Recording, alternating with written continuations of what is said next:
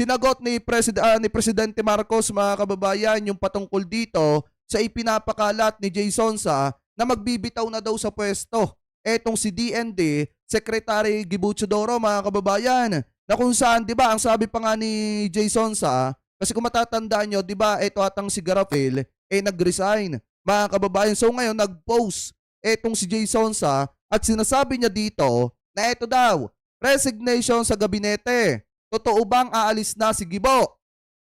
Hindi ako magtataka kung masusundan ng resignation ni Press Secretary Cheloy Garapil.